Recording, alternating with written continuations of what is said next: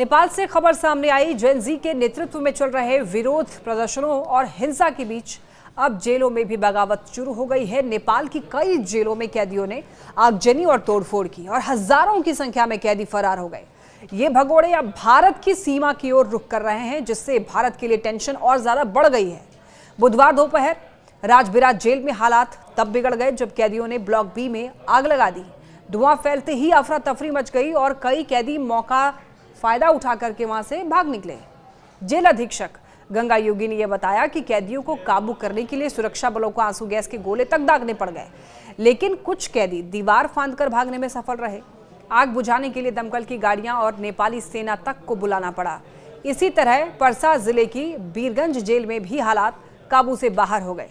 कैदियों ने जेल की दक्षिणी दीवार को तोड़कर भागने की कोशिश की। सुरक्षा बलों ने तुरंत हवाई फायरिंग और आंसू गैस का इस्तेमाल किया। करीब 1 घंटे की मशक्कत के बाद हालात काबू में आए, लेकिन 4 कैदी घायल हो गए। जेल प्रमुख खेमराज भूसाल ने बताया है कि सुरक्षा बलों ने 10 राउंड से भी ज्यादा हवाई फायरिंग की है ताकि कैदियों को रोका जाए। अब सबसे बड़ी चिंता यह है कि भागे हुए कई कैदी भारत की ओर भागने की फिराक में है। देखिए, सिद्धार्थनगर बॉर्डर पर तैनात एसएसबी ने 5 कैदियों को भारत में घुसपैठ की कोशिश करते हुए पकड़ा है। पूछताछ के बाद उन्हें नेपाल पुलिस को सौंप दिया गया, लेकिन हजारों की संख्या में जो कैदी फरार हुए हैं उनमें से कितने अब भी बॉर्डर की ओर बढ़ रहे हैं, ये सबसे बड़ा सवाल है।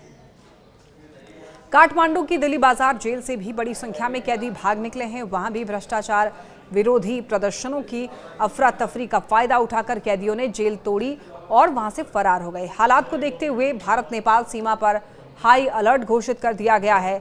एसएसबी यानी कि सशस्त्र सीमा बल, जो कि 1751 किलोमीटर लंबी भारत नेपाल सीमा की सुरक्षा करती है, अब पूरी तरीके से मुस्तैद हो चुकी है। अधिकारियों का ये कहना है कि नेपाल में पुलिस की स्थिति बेहद ही कमजोर हो गई है। रिपोर्ट्स के मुताबिक कई चौकियों से पुलिसकर्मी हट गए हैं और सिर्फ मुख्यालय पर तैनात हैं। तो ऐसे में जेलों की सुरक्षा लगभग ध्वस्त हो चुकी है। यही वजह है कि सेना को कई जेलों में तैनात करना पड़ा है। भारत के लिए ये स्थिति बेहद गंभीर है। नेपाल से फरार कैदी अगर बॉर्डर पार करते हैं तो सीधी चुनौती भारतीय सुरक्षा एजेंसियों को झेलनी होगी। सवाल ये भी है कि नेपाल की राजनीतिक अस्थिरता और अब जेलों से फरार कैदियों का ये संकट कहीं भारत नेपाल संबंधों में नई मुश्किलें तो नहीं खड़ी कर देगा।